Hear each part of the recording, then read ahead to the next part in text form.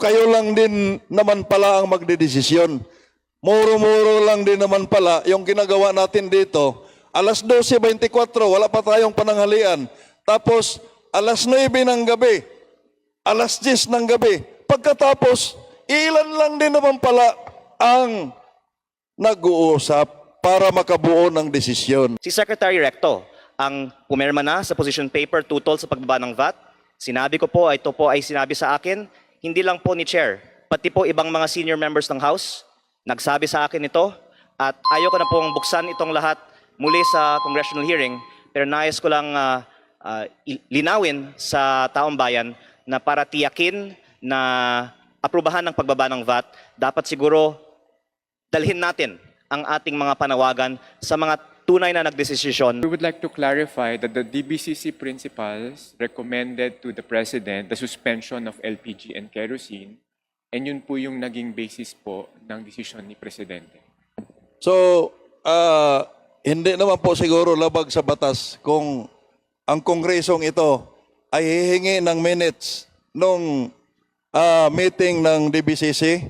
So, lahat po ng minutes or any other documents, maybe a resolution that becomes the basis of the President in all his decisions from the beginning, na-certify na urgent yun bago kami mag-break, at saka yung ngayon na kerosene lang at LPG. That is again a motion, Mr. Chair, na kailangan nilang isubmit para malaman namin yung kabuuan, para ako personally mapagtanto ko kung ganito rin lang pala, bakit kailangan ko pang gagastos ng 17,000 round trip ticket para mag-attend? Kayo-kayo lang din naman pala ang magdedesisyon. Muro-muro lang din naman pala yung ginagawa natin dito. Alas 12:24, wala pa tayong pananghalian. Tapos, alas 9 ng gabi, alas 10 ng gabi. Pagkatapos, ilan lang din naman pala ang nag-uusap para makabuo ng desisyon. Para hindi na tayo magsayang ng panahon, hindi kami madamay. Naituro pa kami na meeting kayo dyan. Gumagastos tayo ng pagkain kung ano dyan. Kaya nakita nyo, tubig lang ang iniinom ko. Hindi ako mainom ng kape kasi nahihiya ako. Wala namang output eh. So, kami mga lineman, may output kami pagbaba namin sa poste, tapos yung structure. Pero ngayon dito sa Kongreso, nakailang balik ako sa Maynila, pauwi-uwi, walang output eh. Kaya natanong ko yan, kindly submit that para malaman namin yung pinag-usapan ninyo. Kasi parang nangyari dito, parang ginawa lang kaming props dito eh. Thank you, Mr. Chair. Thank you very much, Congressman Dagook. I'd like to remind the DBCC, the DOF, and the DBM, those who are here present today, that under the Republic Act that we approved on the suspension or empowering you, you are supposed to submit to us a report 15 days from the approval of said or the order of the suspension relative to the basis, what is the financial impact, what is the foregone revenue. So we look forward. I think many of the questions being raised by Congressman Dagook should be answered by that report. But honestly, and more importantly,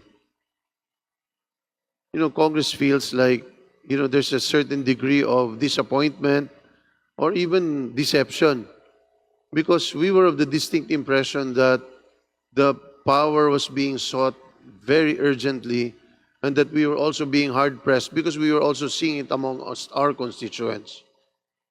So, having said that, like to recognize a member of the independents. You may make your manifestation, Congressman Lean.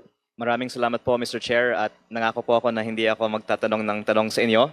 Pero magbibigay na lang ako ng ilang mga pahayag at bahala na lang kung sino po ang gustong sumagot.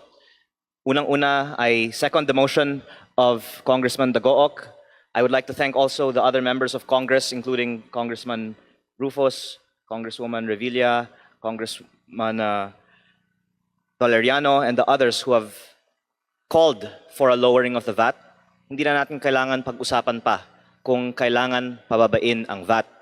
Ang gusto ko lang sanang malaman, ano ang magiging aksyon na magmumula sa lahat ng mga pagdinig ng komiteng ito dahil tulad ng nabanggit ni Congressman Dagook, certify as urgent, binigyan na ng kapangyarihan ng eksekutibo, pero hindi naman isinuspende ang excise tax, lalo na ang VAT, at ang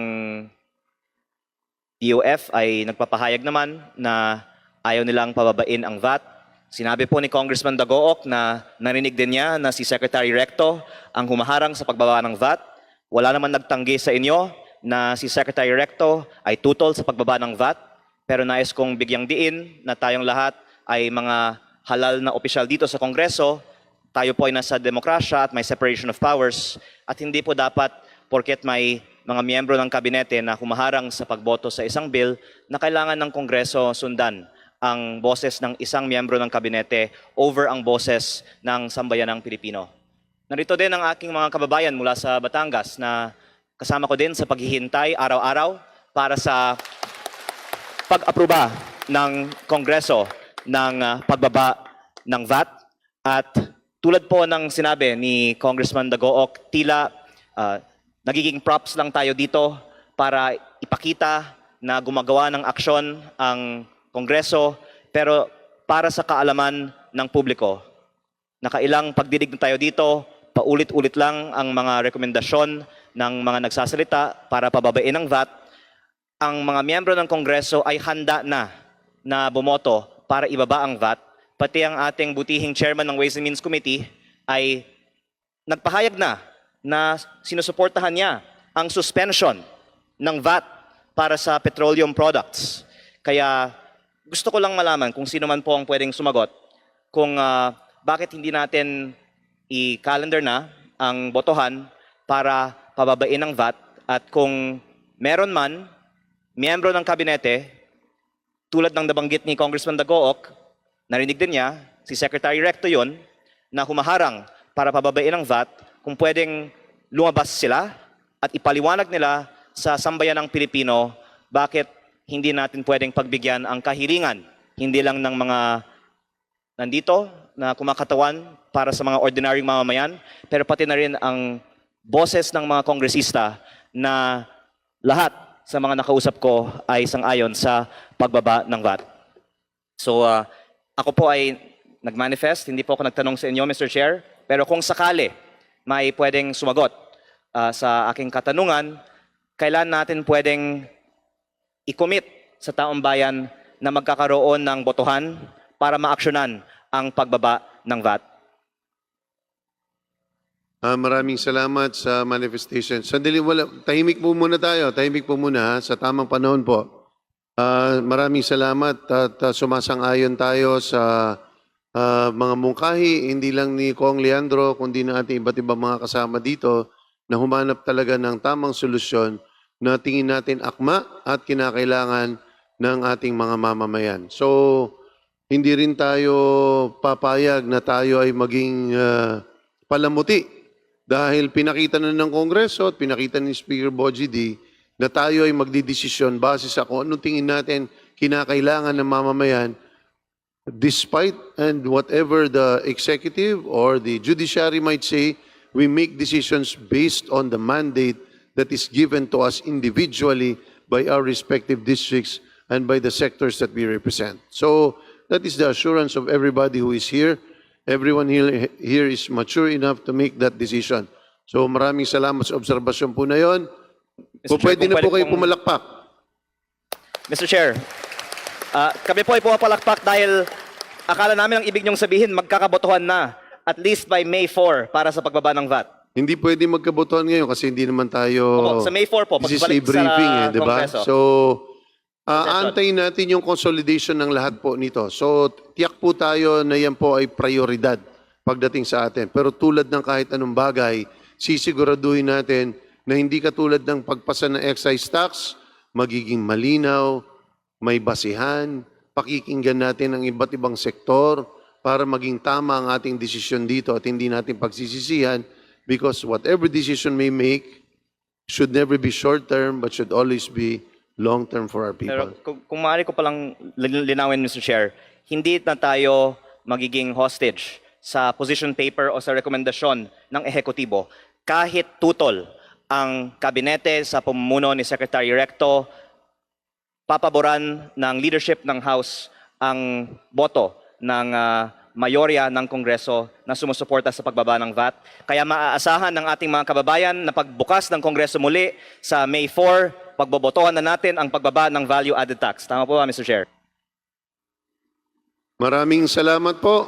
Hindi, pwede kayo pumalakpak. Sige po, opo, para i-express po natin ang ating sentimiento. Pero tulad po ng sabi natin is, sisiguraduhin natin na babalangkasin natin at pagdidesisyonan yan.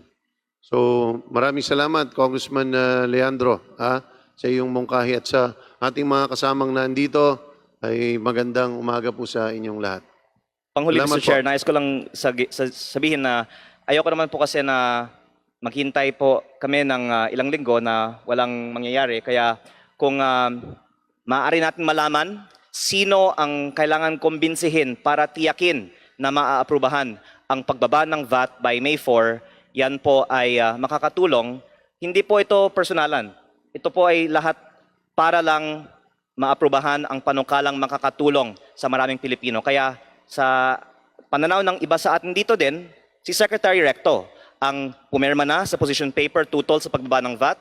Sinabi ko po, ito po ay sinabi sa akin, hindi lang po ni Chair, pati po ibang mga senior members ng House, nagsabi sa akin ito, at ayoko na pong buksan itong lahat muli sa congressional hearing, pero nais ko lang linawin sa taong bayan na para tiyakin na aprubahan ng pagbaba ng VAT, dapat siguro dalhin natin ang ating mga panawagan sa mga tunay na nagdesisyon para sa pagbaba ng VAT. At ito po ay sana magiging useful dahil sa mga susunod na mga araw doon sa mga tila nagdedesisyon para sa pagbaba ng VAT, tayo manawagan na wag na nilang harangan at pagbigyan nila ang Kongreso na ibaba ang VAT. Salamat po, Mr. Chair.